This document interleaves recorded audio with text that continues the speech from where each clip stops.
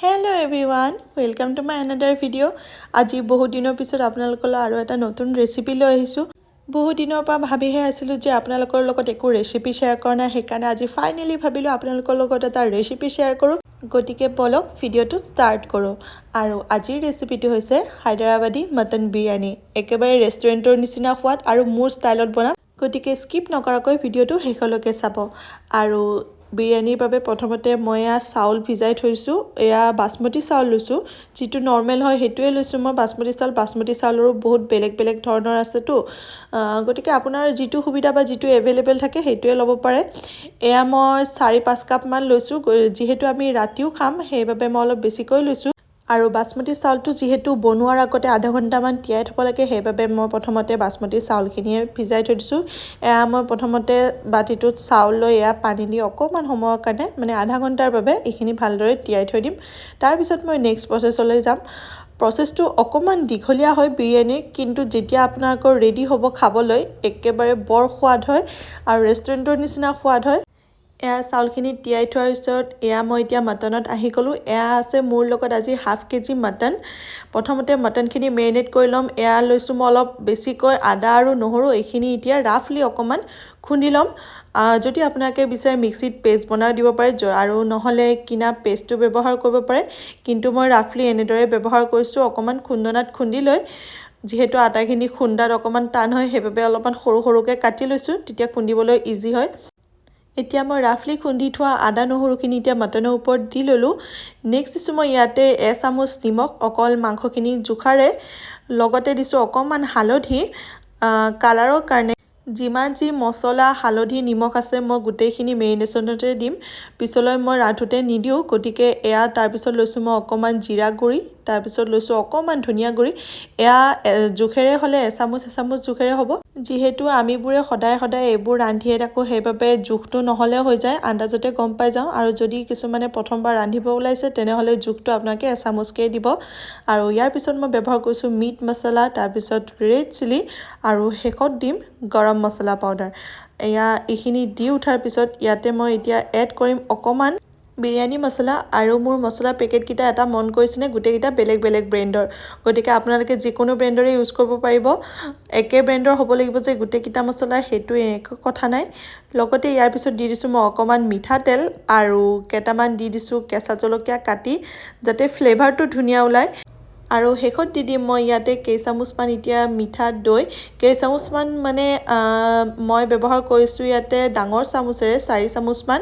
যদি আপোনালোকৰ তাত বেছি পৰিমাণৰ মাংস থাকে তেনেহ'লে আপোনালোকে বেছিকৈ ব্যৱহাৰ কৰিব আটাইবোৰ সামগ্ৰীয়ে। আৰু ইয়াতে মই ব্যৱহাৰ কৰিছো পুৰবী মিঠা দৈটো। মিঠা দৈটো ব্যৱহাৰ কৰা এটাই কাৰণ যে গোটেইখিনি ফ্লেভাৰে টেঙা মিঠা জ্বলা যেতিয়া ফ্লেভাৰটো ওলাব ৰান্ধাৰ পিছত, তেনেহ'লে খাবলৈ বৰ সোৱাদ হয়, সেইবাবে মই মিঠা দৈটোৱে ব্যৱহাৰ কৰোঁ। আপোনালোকে যিকোনো দৈ ব্যৱহাৰ কৰিব পাৰে, খালি টেঙা দৈ ব্যৱহাৰ নকৰিব। এতিয়া মই আটাইখিনি ভালদৰে হাতেৰে মোহাৰি ধুনীয়াকৈ সানি ল'ম, যাতে আটাইবোৰ মছলা মেৰিনেশ্যন একেবাৰে মাংসৰ ভিতৰত সোমাই যায়। তাৰপিছত মই এইখিনি 2 ঘণ্টামানৰ বাবে মেৰিনেট হ'বলৈ দিম। যদি আপোনালোকৰ হাতত বেছি সময় থাকে তেনেহ'লে বেছি টাইমো ৰাখিব পাৰে, তেতিয়া মেৰিনেশ্যনটো আৰু সোৱাদ হয়। আৰু শেষত মই ইয়াতে নেমুৰ ৰসো এড কৰিছিলোঁ, গতিকে আপোনালোকেও এড কৰি দিব, কিন্তু মোৰ ভিডিঅ'ত দেখুওৱা নহ'ল। এইটো স্কিপ নকৰিব নেমুৰ ৰসটো। মেৰিনেশ্যনত নেমুৰ ৰস ব্যৱহাৰ কৰিলে মেৰিনেশ্যনটো আৰু খুব টেষ্টি হয়, সেইবাবে আপোনালোকে নিশ্চয় ব্যৱহাৰ কৰিব। ইয়াৰ পিছত মই ডাঙৰ কেৰাহী এটা লৈ লৈছোঁ, যিহেতু মোৰ চাউল বহুতেই আছে সেইবাবে ডাঙৰ বাচন ব্যৱহাৰ কৰিছোঁ। তাৰপিছত মই ইয়াতে অকমান জোখাৰে পানী দিছোঁ আৰু অকমান তেল ব্যৱহাৰ কৰিছোঁ, ৰিফাইণ্ড অইল। লগতে দিছোঁ অকমান নিমখ চাউলখিনিৰ জোখেৰে। লগতে ইয়াৰ পিছত এইখিনি মই অকমান গৰম হ'বলৈ দিছিলোঁ পানীখিনি। তাৰপিছত এয়া মই ব্যৱহাৰ কৰিছোঁ অকমান গোটা গৰম মছলা। গোটা মানে মই অকমান থেতেলিয়াই খুন্দি লৈছোঁ, তেতিয়া যাতে ফ্লেভাৰটো আৰু অকমান ভাল ওলায়। আৰু এতিয়া মছলাখিনি দি উঠাৰ পিছত ভালদৰে মই এটা বইল আহিব দিছোঁ, যাতে গোটেইখিনি পানীয়ে মছলাৰ ধুনীয়াকৈ ফ্লেভাৰটো লয়। আৰু ইয়াৰ পিছত মই এড কৰিছোঁ এতিয়া ধুই তিয়াই থোৱা চাউলখিনি দিওঁতে খুব সাৱধান দেই, কাৰণ পানীখিনি একেবাৰে গৰম হৈ আছে, সেইবাবে মই হাতাই ব্যৱহাৰ কৰিছোঁ। এতিয়া আটাইখিনি চাউল মই দি উঠি ধুনীয়াকৈ এবাৰ লৰাই উঠি এইখিনি ভালদৰে কুকড হ'বলৈ দিম। চাউলখিনি 90% মান কুকড হ'লেই হৈ যাব। ইয়াৰ পিছত মই আহিছোঁ চিকেনৰ ৰেচিপিটোলৈ। এয়া মই ডাঙৰ চাইজৰ পিঁয়াজ কেইটামান লৈ লৈছোঁ, ডাঙৰ সৰু মিক্স কৰি। যদি আপোনালোকৰ তাত ডাঙৰ চাইজৰ পিঁয়াজ থাকে তেনেহ'লে আপোনালোকে কমকৈ ল'লেও হ'ব। সৰু ডাঙৰ মিক্স হোৱাৰ কাৰণে অকণমান মই বেছিকৈ লৈছোঁ। এতিয়া মই এইখিনি ধুনীয়াকৈ এনেদৰে দেখুৱাৰ নিচিনা স্লাইচকৈ কাটি ল'ম। যিহেতু এইখিনি মই গল্ডেন ব্ৰাউন হোৱালৈ ফ্ৰাই কৰিম, সেইবাবে এনেদৰে জোখাৰে কাটি লৈছোঁ। আৰু এয়া চাওক, মই গোটেইখিনি পিঁয়াজে কাটি ল'লোঁ ধুনীয়াকৈ। এইফালে মোৰ চাউলখিনিও কুকড হৈ গ'ল। এতিয়া এইখিনি আকৌ অকণমান লৰাই দিছোঁ। অলমষ্ট চাউলখিনি মোৰ কুকড হৈয়ে গৈছে আৰু বেছি কুকড হ'বলৈ নালাগে। এয়া চাওক, আপোনালোকক দেখুৱাই দিছোঁ, এয়া 70% মান কুকড হৈছে। বাকী যিখিনি আছে এইখিনি গৰম পানীখিনি থাকিলে কুকড হৈ যাব। ইয়াতকৈ বেছি সিজালে পিছত খাবলৈ বেয়া লাগিব বিৰিয়ানীটো। ইয়াৰ পিছত আহিছোঁ মই মাংসখিনিলৈ। কিন্তু মাংসখিনি ৰন্ধাৰ আগতে মই ইয়াতে কিবা অকণমান ভাজিছিলোঁ, সেইবাবে কেৰাহীটো অকণমান তেলেতীয়া হৈ আছে। গতিকে লেতেৰা বুলি নক'ব। এয়া কেৰাহীটো অকণমান গৰম হ'বলৈ দি মই ইয়াতে অকণমান ব্যৱহাৰ কৰিছোঁ মিঠাতেল। এতিয়া তেলখিনি মই ভালকৈ গৰম হ'বলৈ দিম। তেলখিনি গৰম হৈ যোৱাৰ পিছত ইয়াতে মই প্ৰথমতে স্লাইচ কৰি থোৱা পিঁয়াজখিনি ভালদৰে গল্ডেন ব্ৰাউন হোৱালৈ ফ্ৰাই কৰি দিম। ইয়াতে আটাইবোৰ পিঁয়াজে দি দিছোঁ। এতিয়া অকণমান সময় ইয়াক লৰাই ভালদৰে হাই ফ্লেমত পিঁয়াজখিনি ধুনীয়াকৈ ফ্ৰাই হ'বলৈ দিম। পিঁয়াজখিনি যেতিয়া আপোনালোকে ডিপ ফ্ৰাই কৰিব তেতিয়া ধুনীয়া হয় খাবলৈ। যিহেতু মই ইয়াতে তেল বেছি ব্যৱহাৰ কৰা নাই, সেইবাবে এইখিনি তেলতে মই ধুনীয়াকৈ লৰাই কম জুইত গল্ডেন ব্ৰাউন হোৱালৈ ফ্ৰাই কৰি ল'ম। প্ৰায় 7 মিনিটমান পিছত এতিয়া মোৰ পিঁয়াজখিনি ধুনীয়াকৈ গল্ডেন ব্ৰাউন হৈ গ'ল। এতিয়া মই তেলখিনি প্লেট এখনত উঠাই ল'ম। আৰু উঠাওঁতে এটা কথা মন কৰিব, যাতে পিঁয়াজখিনি উঠাওঁতে অকণমানো তেল নাথাকে, তেনেদৰে সাৱধানে ভালদৰে উঠাই ল'লে হ'ল। এতিয়া মই গৰম তেলখিনিত আলু কেইটুকুৰমান ডাঙৰকৈ কাটি এতিয়া ফ্ৰাই কৰি ল'ম। যিহেতু বিৰিয়ানী বনাওঁ আৰু তাতে আলু নাথাকিব এনেকুৱা হয় জানো? যিকোনো বিৰিয়ানীতে আলু একেবাৰে মেণ্ডেটৰী হয়, সেইবাবে মই আলু ব্যৱহাৰ কৰিছোঁ। যদি আপোনালোকে কোনোবা আলু নাখায় তেনেহ'লে স্কিপ কৰিব পাৰিব। এই আলুখিনি মই অকণমানে ফ্ৰাই কৰি লৈছোঁ, বেছিকৈ কৰা নাই। এতিয়া মই তেলৰ পৰা আলুখিনি উঠাই দিম এটা এটাকৈ। ইয়াৰ পিছত মই তেলখিনি গৰম হৈ থাকোঁতে ইয়াতে ঢালি দিম মই মেৰিনেট কৰি থোৱা মাংসখিনি প্ৰায় মই 2 ঘণ্টামানৰ বাবে মেৰিনেট কৰি থৈছিলোঁ। ইয়াতকৈ বেছি সময় নাপালোঁ, সেইবাবে 2 ঘণ্টাৰ বাবে থ'ব লগা হ'ল। এতিয়া মই আটাইখিনি ধুনীয়াকৈ ইয়াতে ঢালি দিম। যিহেতু তেলত দিয়াৰ পিছত গোটেইখিনি পানী হৈ যাব আৰু বহুত সময় লাগিব ভাজিবলৈ, সেইবাবে মই ঢাকন দি এইখিনি ভালদৰে পানী হোৱালৈ ভাজ খাবলৈ দিম। একেবাৰে নললাওঁ আৰু জুইটো একেবাৰে হাই ফ্লেমত ৰাখিম। আৰু 10 মিনিটমান পিছত প্ৰায় এইখিনি এতিয়া পানী শুহি এতিয়া ধুনীয়াকৈ মাংসখিনি ভাজ খাবলৈ ষ্টাৰ্ট কৰিছেহে। গতিকে গেছৰ ফ্লেমটো মই এতিয়াও হাই কৰিয়ে ৰাখিম আৰু পূৰা একেবাৰে কালাৰটো চেঞ্জ হোৱালৈ মাংসখিনি ধুনীয়াকৈ এতিয়া ৰান্ধিম। মাংসখিনি ভালদৰে ফ্ৰাই হৈ থাকোঁতে ইয়াতে মই এড কৰিছোঁ 2টা ডাঙৰ চাইজৰ বিলাহী আৰু অকণমান মই ইয়াতে ব্যৱহাৰ কৰিছোঁ ব্ৰাউন অনিয়ন। যিহেতু আদা নহৰু সকলোবোৰে ব্যৱহাৰ কৰিছিলোঁ, মই অনিয়ন ব্যৱহাৰ কৰা নাছিলোঁ, সেইবাবে অকণমান ব্ৰাউন অনিয়নৰে ইয়াতে অকণমান দি দিছোঁ। তাতে গ্ৰেভিটোও ভাল হ'ব। এতিয়া মই এইখিনি আকৌ এবাৰ ভালদৰে লৰাই ল'ম ধুনীয়াকৈ হাই ফ্লেমত।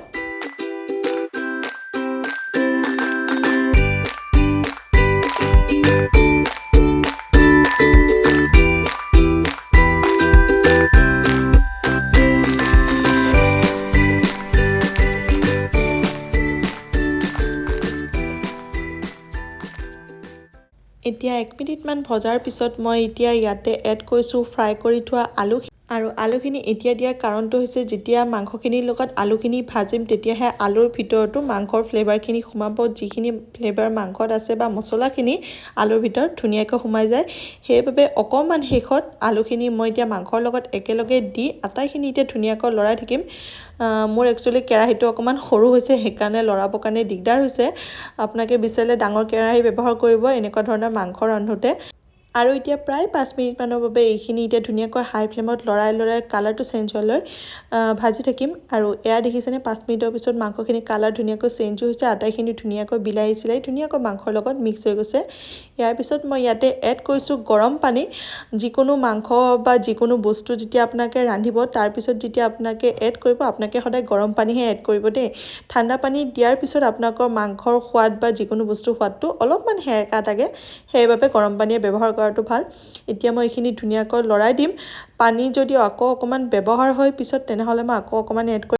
আৰু মাংসখিনি যিহেতু তেনেদৰে জুই কম কৰি সিজাওঁতে বহুতেই টাইম লাগিব, সেইবাবে মই কুকাৰত হুইচেল 2টামান মাৰি ল'ম। এয়া মই আটাইখিনি মাংসই কুকাৰত এতিয়া ট্ৰান্সফাৰ কৰি লৈছোঁ ধুনীয়াকৈ।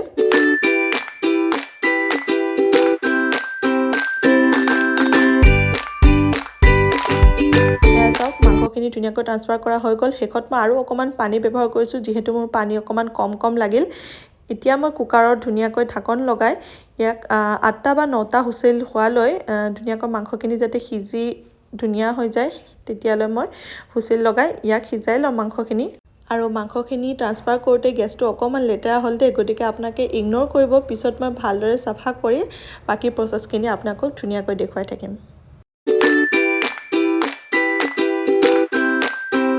এতিয়া মোৰ মাংস চাল আটাইখিনিয়ে ৰেডি হৈ গ'ল এতিয়া মই এইখিনি লেয়াৰ কৰিম আৰু লেয়াৰ কৰি হোৱাৰ পিছত যেহেতু মই এইখিনি আকৌ অকমান কুক কৰিম আৰু এয়া মই প্ৰথমতে ৰাইচ কুকাৰত কুক থবলৈ দিছো আৰু কুক থওঁতে যাতে তলত আপোনাক লাগি নধৰে সেইভাবে মই প্ৰথমতে অকমান চাউল ব্যৱহাৰ কৰিছো তাৰ পিছত দিছো মই ইয়াতে অকমান ব্ৰাউন অনিয়ন আৰু অকমান ইয়াৰে ওপৰত দি দিছো মই সৰুকে অলপ মিহিমিহিকে কাটি থোৱা ধনিয়া আৰু পুদিনা আৰু বিৰিয়ানীত ধনিয়া আৰু পুদিনাটো একেবাৰে ইম্পৰ্টেন্ট হয় গতিকে আপোনাকে ব্যৱহাৰ কৰিবই প্ৰথমতে মই ধুই ভালদৰে সফা কৰি এইখিনি কাটি থৈছিলো আৰু ইয়াৰ পিছত মই ইয়াতে দি দিছো এতিয়া মাংসখিনি আৰু এয়া মাংসখিনি দেখিছেনে দেখিবলৈ কালাৰটো কি ধুনীয়া হৈছে আপোনাকে বিচাৰিলে এনেদৰে খাব পাৰে যেহেতু মই আজি বিৰিয়ানী বনাইছো সেইভাবে মই এনেদৰে নাখাও আজি এতিয়া মই আকৌ এটা লেয়াৰ দি দিম ভাতৰ আৰু এনেদৰে দুবাৰমান প্ৰসেছটো মই ধুনীয়াকৈ ৰিপিট কৰি লম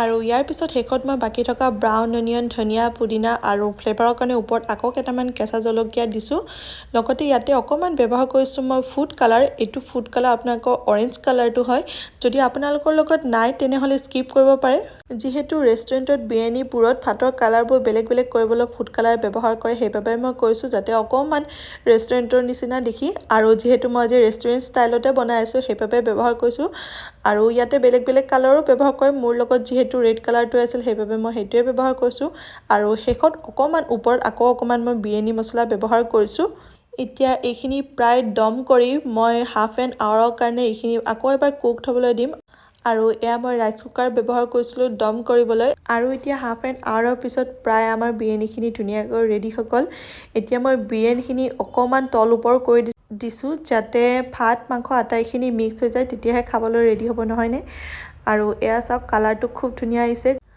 আৰু খাবলৈ খুব সোৱাদ হৈছে গতিকে যি সকলে এতিয়ালৈ ঘৰত ট্ৰাই কৰা নাই এবাৰ ট্ৰাই কৰি চাব তেখেতসকলে অকমান প্ৰসেছটো দীঘলীয়া হয় আৰু অকমান ৰান্ধুতেও কষ্ট হ'ব বাৰু বাচন বৰ্তনো বহুত ওলাই কিন্তু যেতিয়া আপোনালোকে ৰেডি হৈ খাবলৈ বহিব আৰু মুখত আপোনালোকে বিৰিয়ানীৰ বাইটটো ল'ব আপোনালোকৰ মনটোৱে ভাল লাগি যাব কাৰণ এনেকুৱা বস্তু যেহেতু ঘৰতে বনাব পাৰে গতিকে ৰেষ্টুৰেণ্টত যোৱাৰনো কি দৰকাৰ নহয় নে আৰু এতিয়া মই বিৰিয়ানীখিনি ধুনীয়াকৈ সাৰ্ভ কৰি দেখুৱাম আৰু যদি মোৰ ভিডিওটো আজি ভাল লাগিলে তেনেহলে মোৰ ভিডিওটো এটা লাইক কৰি দিব আৰু যি সকলে এতিয়ালৈ মোৰ ভিডিওবোৰ চাই আছে কিন্তু মোৰ চেনেলটো সাবস্ক্ৰাইব কৰা নাই নিশ্চয় সাবস্ক্ৰাইব কৰি দিব কাৰণ বহুত কষ্ট কৰি বনোৱা হয় ভিডিওবোৰ গতিকে আপোনালোকে যদি অকমান সাপোৰ্ট কৰে তেনেহলে আমাৰো অলপমান মনটো ভাল লাগে আৰু যি সকলে এতিয়ালৈ মোৰ কাষত থকা বেল আইকনটো দবাই দিয়া নাই নিশ্চয় দবাই দিব তেতিয়াহে এনেদৰে কিছুমান ধুনীয়া ভিডিও দেখিলে আপোনালোকৰ তাত নটিফিকেশন আহিব আৰু সকলোতকৈ আগতে আপোনালোকে চাব পাৰিব গতিকে এতিয়াই যাওক আৰু সোনকালে মোৰ চেনেলটো সাবস্ক্ৰাইব কৰি দিয়ক